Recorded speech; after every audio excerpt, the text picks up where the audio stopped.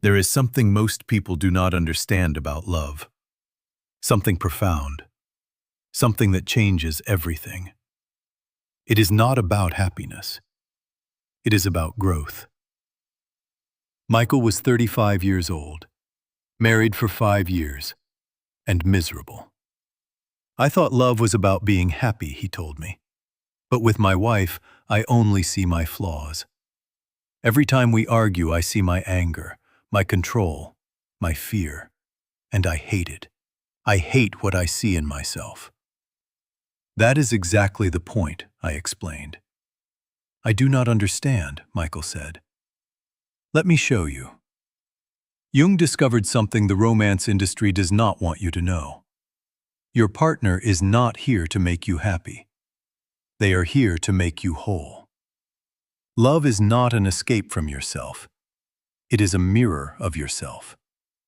Every time your partner bothers you, they are showing you something about yourself. Every time you react with anger, they are showing you your unresolved anger. Every time you feel hurt, they are showing you your unhealed wound. Every time you feel threatened, they are showing you your unseen insecurity. And here is the brutal truth. Most people run when they see the mirror. They change partners. They look for someone who will not show them their flaws. They look for someone who makes them feel good all the time.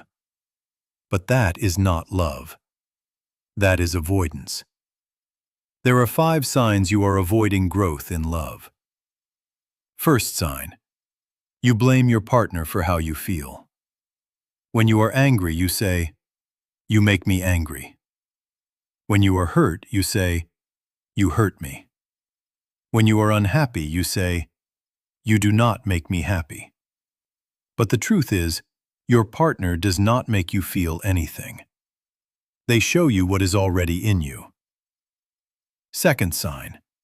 You want to change your partner.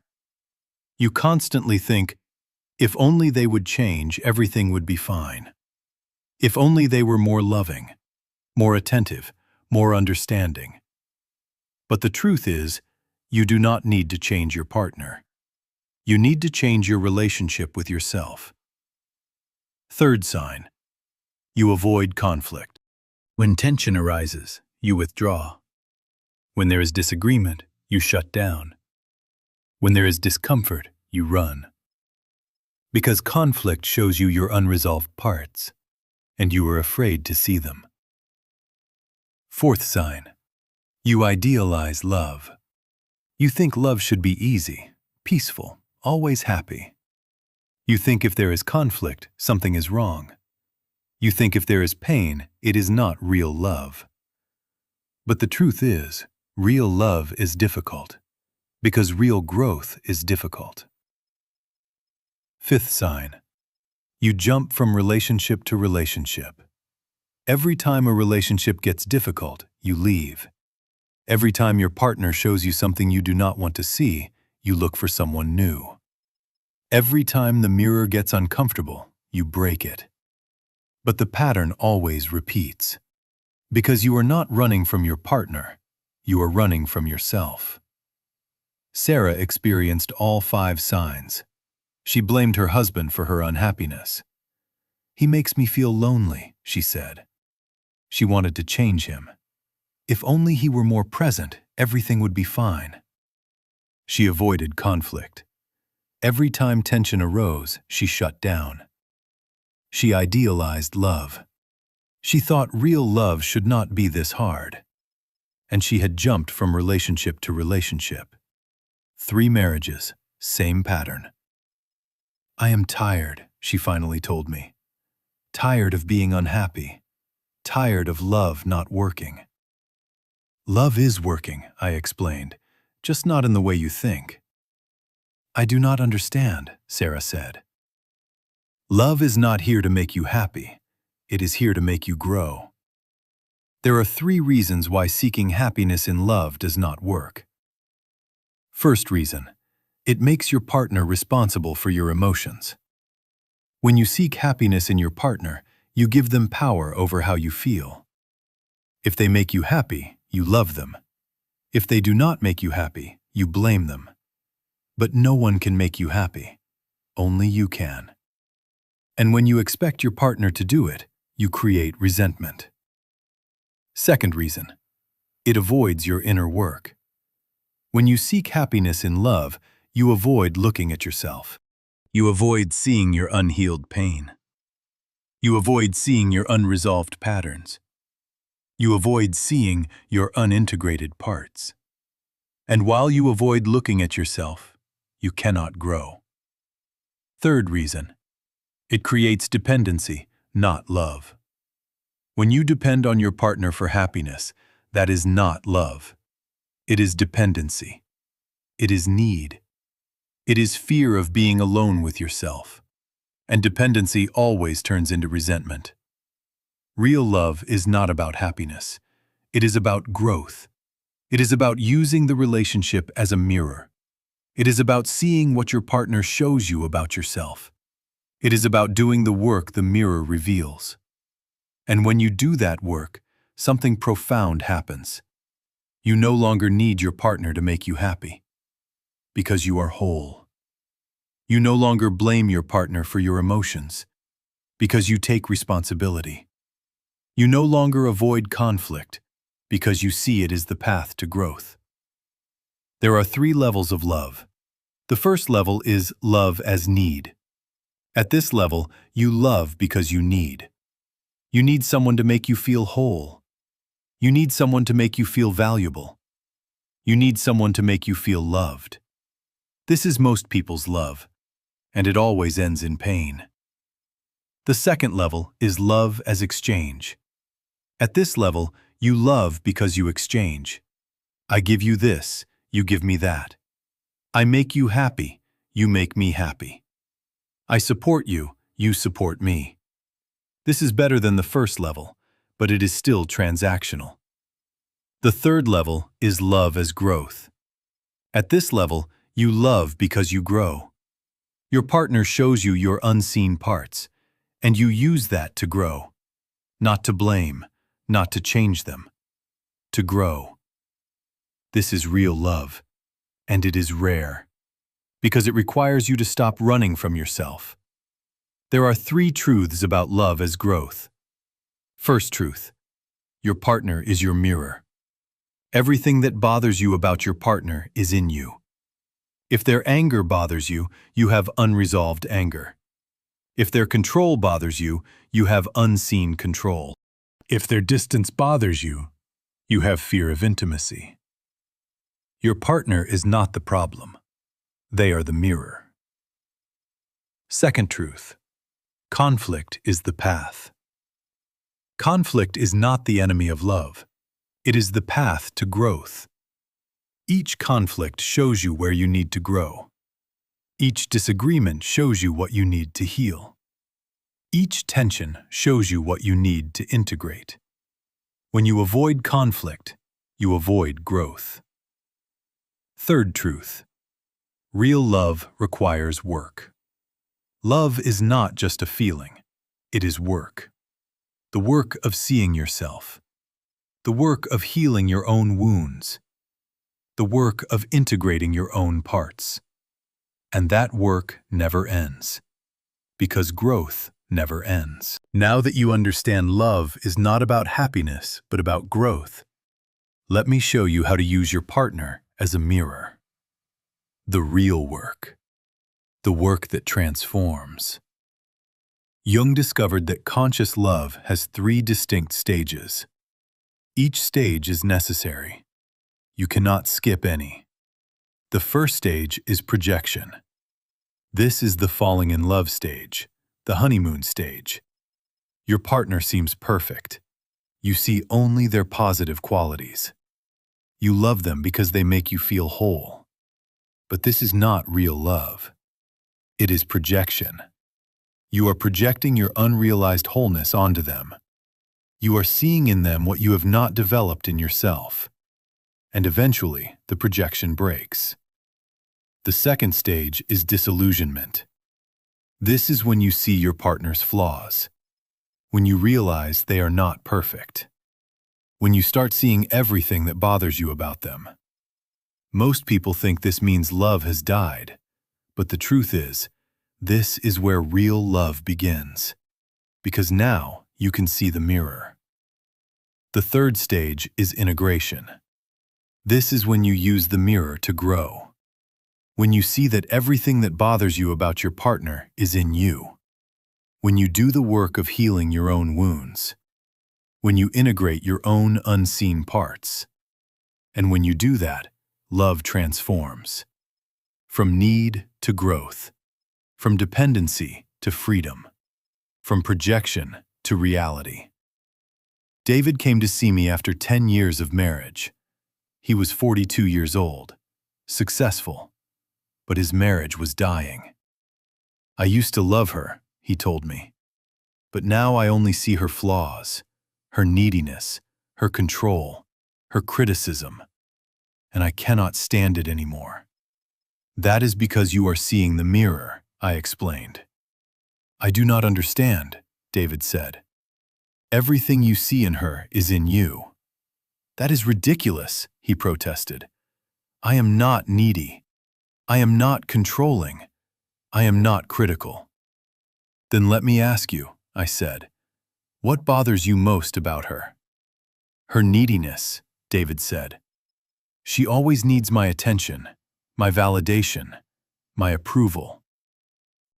And when you do not give it, what happens? I feel guilty, he admitted.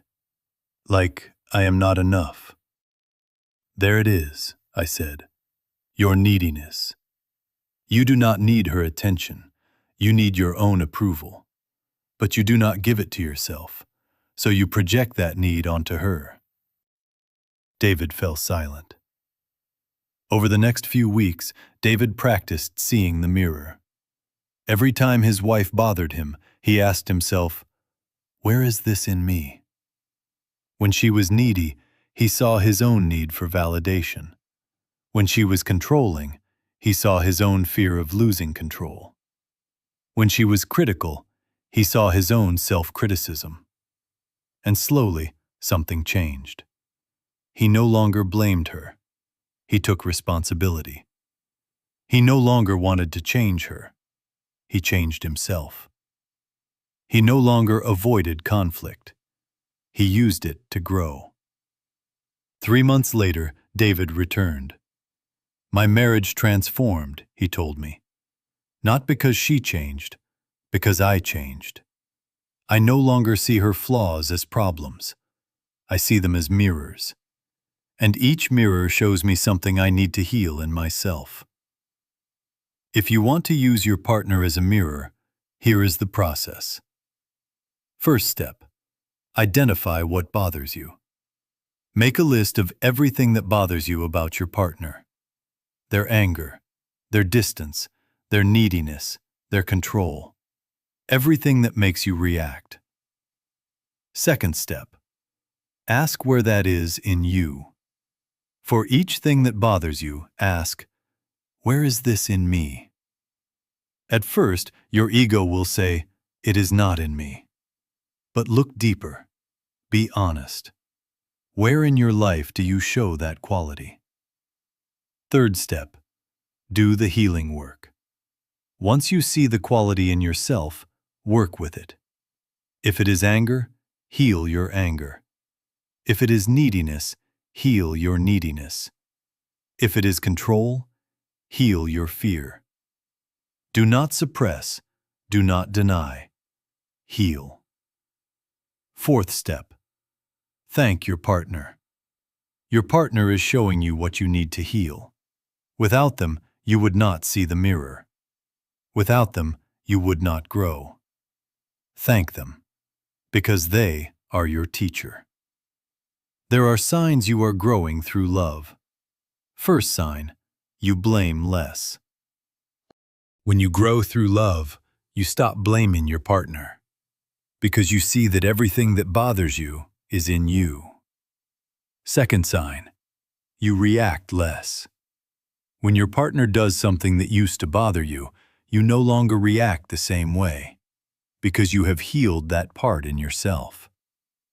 Third sign, you see your partner more clearly. You no longer idealize them. You no longer demonize them. You see them as they are, human, imperfect, real. Fourth sign, you feel freer. You no longer need your partner to make you happy. You no longer depend on them for your wholeness. You are free. And from that freedom, you can truly love. Fifth sign, love deepens. Paradoxically, when you stop needing your partner, love deepens. Because now it is not need, it is choice. It is not dependency, it is freedom.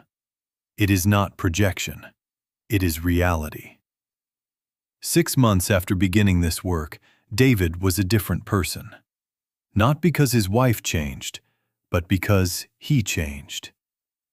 I used to think love was about finding the right person, he told me. Now I know it is about becoming the right person. I used to think love should be easy.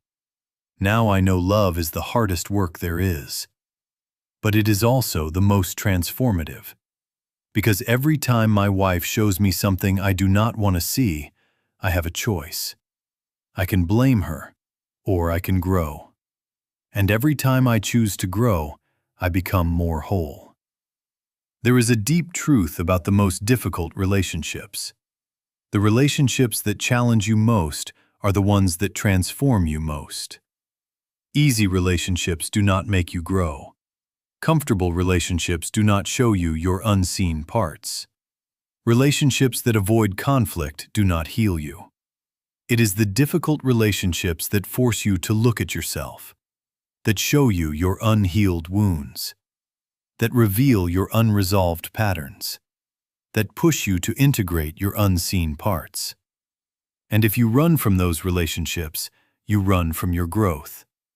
But if you stay, if you do the work, if you use the mirror, you transform. Not into someone perfect, into someone whole. Not into someone without wounds, into someone who has healed their wounds. Not into someone without shadow, into someone who has integrated their shadow. And that is the true purpose of love. Not to make you happy, to make you whole. Now let me tell you the deepest truth about love. The truth that changes everything. The truth that sets you free. Love is not the destination. It is the path to becoming whole. Jung discovered something most people never understand.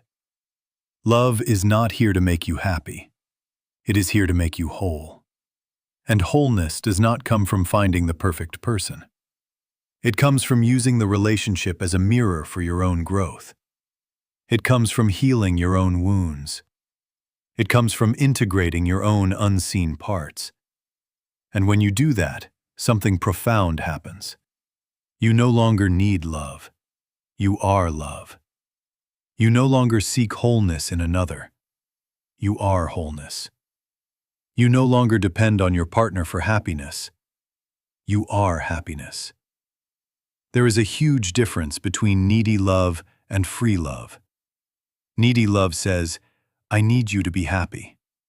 Needy love says, without you, I am incomplete. Needy love says, you must change for me to be okay.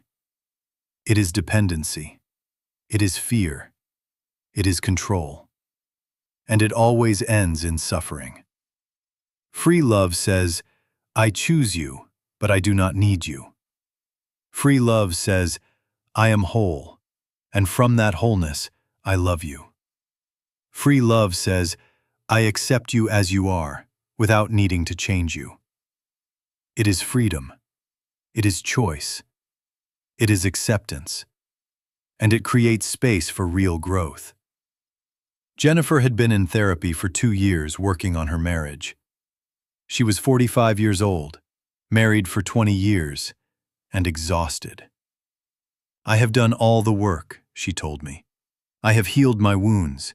I have integrated my shadow. But my husband has not changed. He is still distant. He is still critical. And I am tired of waiting for him to grow. That is the wrong question, I explained. I do not understand, Jennifer said. You are not doing this work to change your husband. You are doing it to free yourself. But if he does not change, what is the point? The point is you change. And when you change, everything changes. Jennifer spent the next 6 months focusing not on changing her husband, but on freeing herself from the need for him to change. Every time he was distant, instead of feeling hurt, she asked herself, why do I need his closeness to feel okay? Every time he was critical, instead of defending, she asked herself, why does his opinion have so much power over me?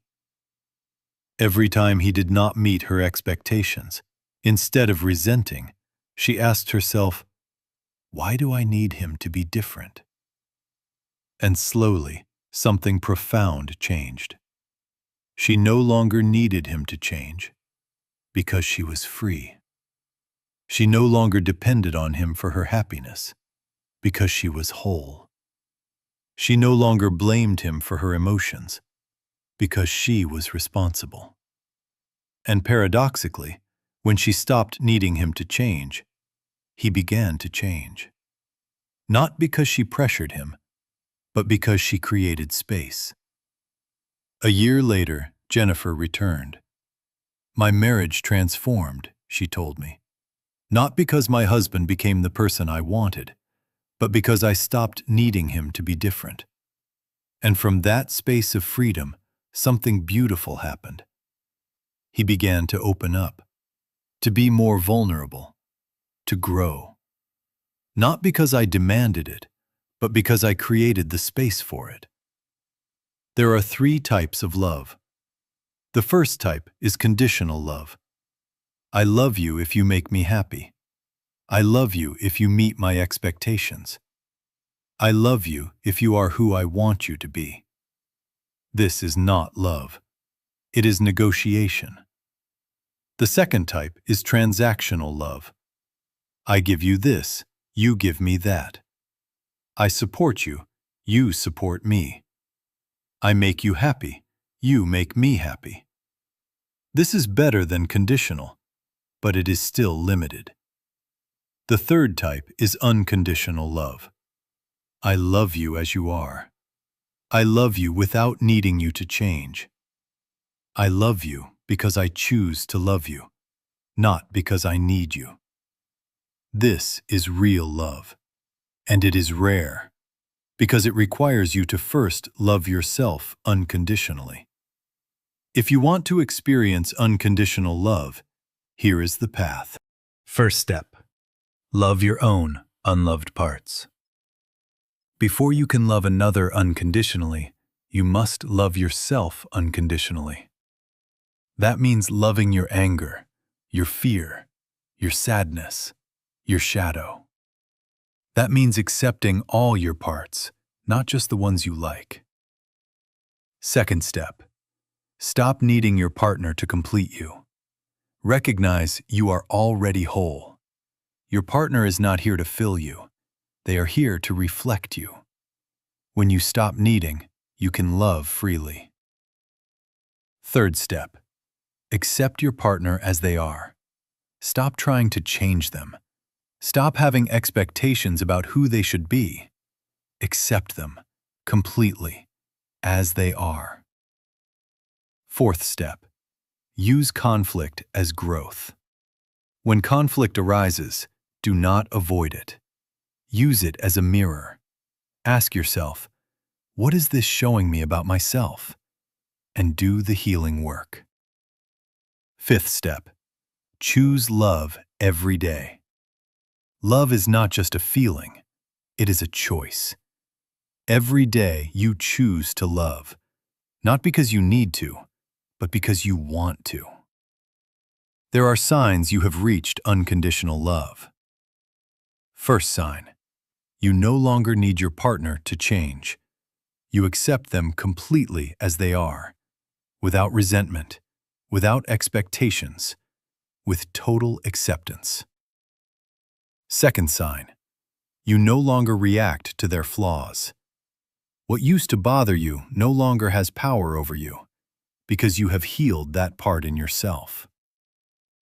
Third sign. You feel freedom in the relationship. You do not feel trapped. You do not feel obligated.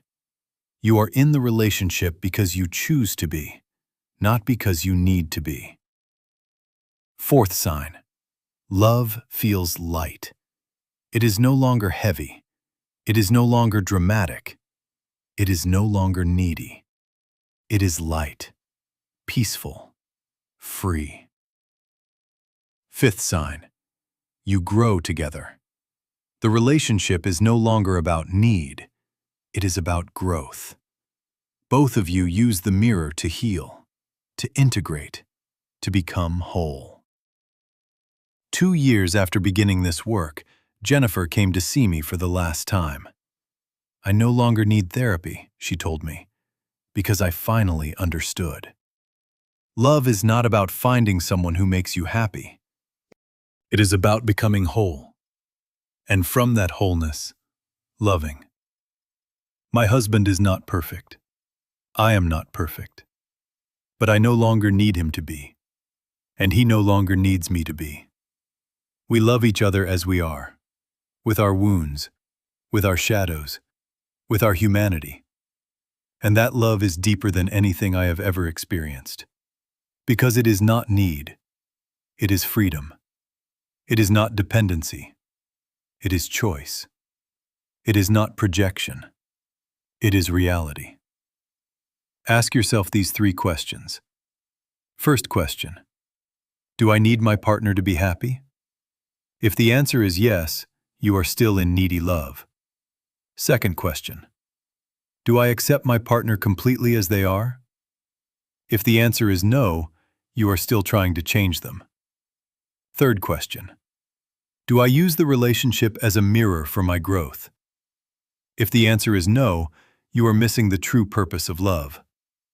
Love is not here to make you happy. It is here to make you whole. It is not here to give you what is missing. It is here to show you what you already have. It is not here to fill you. It is here to reflect you. And when you see the reflection, when you do the work, when you become whole, love transforms. From need to freedom. From dependency to choice. From projection to reality. And in that transformation, you find something the pursuit of happiness never gave you. Real wholeness. Real freedom. Real love. Because you are not a half looking for another half. You are whole. And from that wholeness, you can truly love.